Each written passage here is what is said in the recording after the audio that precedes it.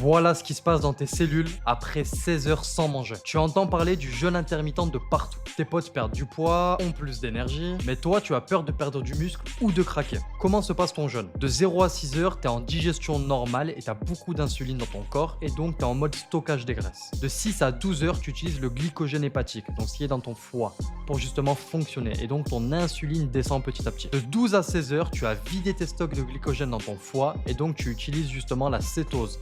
Ton foie convertit ton propre gras en corps cétonique, ce qui va te servir d'énergie. C'est comme ça que tu vas brûler du gras. De 16 à 20 heures, du coup, tu es en début de cétose, donc tu vas utiliser ton gras pour fonctionner, et tu as un début d'autophagie, c'est-à-dire que ton corps va se nettoyer, se régénérer lui-même au niveau cellulaire. De 20 heures à 24 heures de jeûne, ton hormone de croissance est multipliée par 5. Ça va justement te booster au niveau énergie et ça va protéger ta masse musculaire. Le mythe du catabolisme, c'est faux si tu es bien en cétose. Ton corps va préserver ton muscle vu que justement tu vas utiliser donc des corps cétoniques pour fonctionner, donc tu vas brûler ton propre gras et en plus ton hormone de croissance a des propriétés protectrices sur ta masse maigre. Au final, sur 16 heures de jeûne, tu vas avoir justement une insuline qui va baisser et tu vas commencer à rentrer en cétose et donc à utiliser tes graisses. Si tu veux aller encore plus loin, fais plus que 16 heures de jeûne.